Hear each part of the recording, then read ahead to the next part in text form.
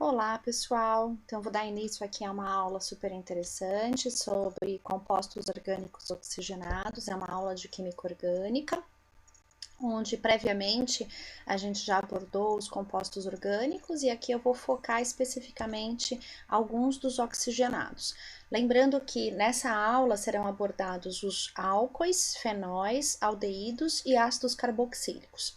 E esses compostos orgânicos oxigenados, eles se diferem dos compostos orgânicos como hidrocarboneto, porque na verdade, além dos átomos de carbono e hidrogênio, associa-se a ele também um átomo de oxigênio. Esses compostos eles têm funções super importantes na indústria, tanto na indústria farmacêutica como na indústria de cosméticos, na indústria de alimentos, então são amplamente utilizados. Em muitos momentos vocês vão ouvir falar desses termos relacionando-os a esses produtos, né? Lembrando que para fazer a nomenclatura desses compostos, eu sigo o mesmo método utilizado para hidrocarbonetos, então eu tenho que pensar no meu prefixo, infixo e sufixo. O prefixo ele se baseia com o meu esqueleto carbônico, então eu tenho que contar lá quantos carbonos tem na cadeia principal, lembrando que a cadeia principal é aquela que eu tenho um número maior de carbonos. O infixo ele se baseia na presença ou não de uma insaturação e o sufixo ele se baseia na função orgânica, né? Quando eram lá os hidrocarbonetos, sempre terminava com O. Agora, sendo um álcool, sempre termina com OL, sendo um aldeído com AL, sendo uma acetona com ONA, e um ácido carboxílico, ele sempre vai receber o prefixo ácido, depois seguindo essa nomenclatura IUPAC, né, de prefixo e infixo, e o sufixo sempre será óico, entre outros elementos que no momento posterior eu vou falar para vocês. Então, para iniciar, a gente vai falar aqui um pouquinho sobre os álcoois. Os álcoois eles têm um diferencial que sempre ligado à cadeia carbônica dele, eu vou encontrar uma estrutura que eu chamo de hidroxila. Então, essa hidroxila, ela sempre ficará ligada a um carbono saturado dessa minha cadeia carbônica. Essa hidroxila ela pode ser chamada também de oxidrila, e quando eu tenho uma cadeia carbônica aberta, então veja aqui, ó, uma cadeia carbônica aberta ligado ao radical hidroxila, eu chamo esse álcool de álcool alifático. Por outro lado, quando eu tenho uma cadeia carbônica cíclica, olha aqui que está demonstrado, né, nesses casos eu tenho um álcool cíclico.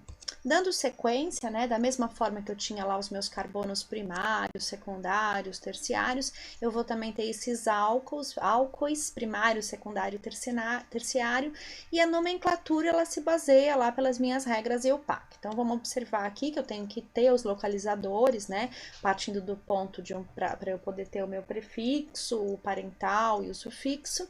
E aqui nessa molécula que está desenhada, vamos ver como que a gente vai fazer essa nomenclatura. Então veja bem. Nesse caso aqui, ó, eu tenho que primeiramente contar quantos carbonos eu tenho. Então, eu tenho aqui o carbono 1, né? O meu carbono, aliás, um carbono, 2 carbonos, 3 carbonos, 4 carbonos. Segundo a nomenclatura IUPAC, 4 carbonos, ele tem que ser um BUT, né? Porque um carbono é MET, 2 carbonos é ET, 3 carbonos é prop, 4 carbonos BUT. Por isso que ele tem aqui essa denominação BUT. Agora, para o infixo, eu vou olhar se tem uma insaturação ou não. Não tem, só tenho ligação simples aí no meu esqueleto carbônico, nessa cadeia carbônica. Então, por essa razão, eu tenho sempre AN, né? Porque não tem nenhuma dupla ligação aqui nesse esqueleto carbônico. E como eu tenho aqui a presença de um radical hidroxila, eu já sei que ele vai terminar com OL, porque trata-se de um álcool. Mas, além disso, eu observo aqui nessa estrutura que eu tenho uma ramificação. Olha aqui o CH3. Se eu tenho ramificação, então, obviamente, eu tenho algo que termine com IL. E aqui é um carbono só, então é MET, né? Metilbutanol. Mas não acaba aí, vocês viram que eu coloquei uns nomes aqui, né? Uns números aqui. Como que eu vou saber localizar qual é o carbono 1, qual é o 2, qual é o 3 e por aí vai? Seguindo a nossa regrinha, né, sempre eu vou começar a numeração a partir daquele carbono que esteja ligado inicialmente ou a função orgânica, se fosse um hidrocarboneto eu não conseguiria localizar, eu ia partir do ponto que eu tinha que olhar então a Ramificação. Se eu não tenho a ramificação, eu vou olhar a saturação.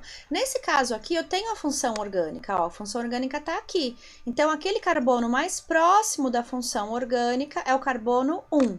Então, dessa maneira, esse é o carbono 1, carbono 2, carbono 3, carbono 4. A ramificação, ela está no carbono 3. Então, por isso é 3-metilbutan 1, porque o hidroxila está ligado ao carbono 1, butanol. Tá? Que nem precisaria colocar esse 1, mas se você quiser deixar completinho, é super interessante. Dando sequência, então, a gente tem uma variação do álcool, que é o fenol. Os fenóis, eles são, na verdade, uma estrutura cíclica, então eu tenho um anel benzênico, onde esse grupo hidroxila, ele fica ligado a um carbono insaturado desse anel benzênico. Então, como vocês podem observar, eu tenho aqui o meu radical hidroxila ligado a um carbono desse anel benzênico, né? Carbono insaturado.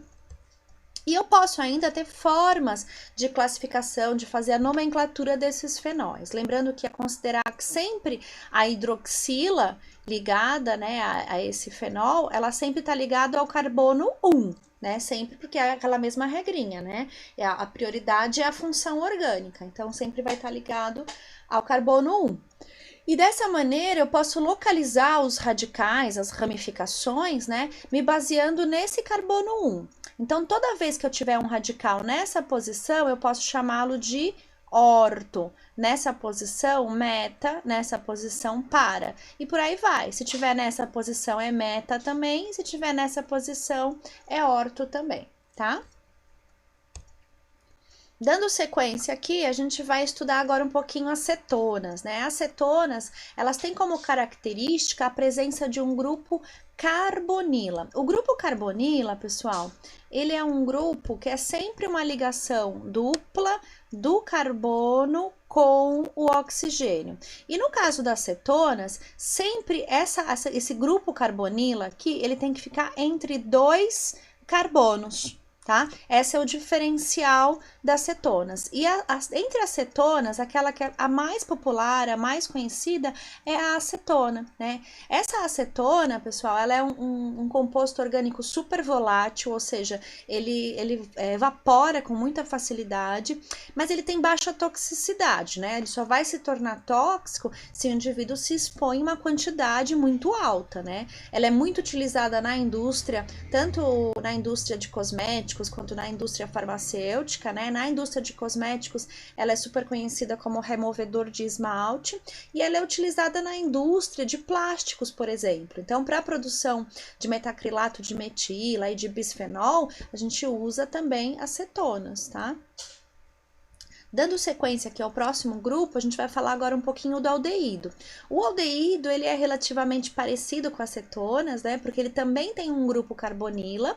Então, veja que lá eu vou encontrar de novo aquele meu carbono com dupla ligação com o oxigênio aqui, mas nesse caso, esse mesmo carbono que tem dupla ligação com o oxigênio, para ser um aldeído, ele vai se ligar a um hidrogênio também. Então, eles possuem um grupo carbonila, mas ligado a um carbono sempre terminal, ou seja, está lá na beiradinha, na extremidade, ligado a um hidrogênio.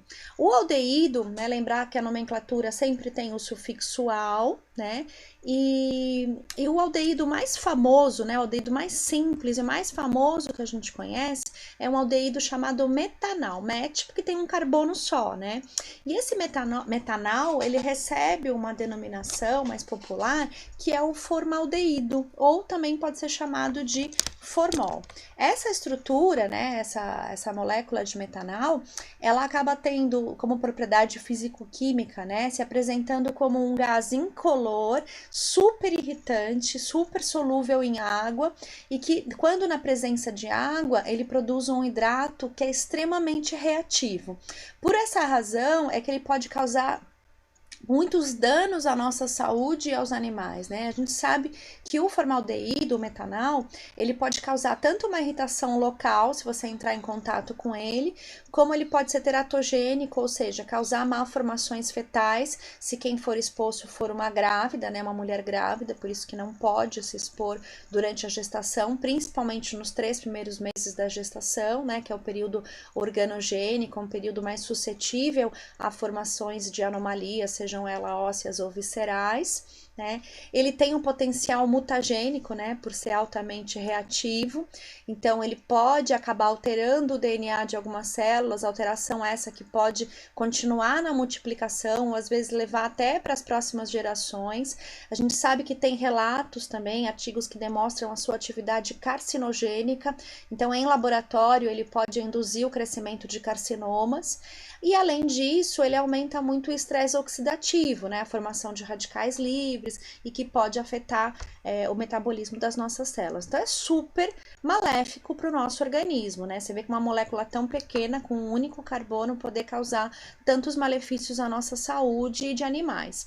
Por essa razão que existe uma resolução decreto, uma RDC, número 36, já de 2009, relativamente antiga, né? Tem 11 anos essa RDC, que proíbe a comercialização do formol em estabelecimentos como drogarias, farmácias, supermercados e lojas de conveniência. Essa proibição, ela visa, na verdade, dificultar o acesso do formaldeído, do formal, na utilização, por exemplo, como alisante capilar, né?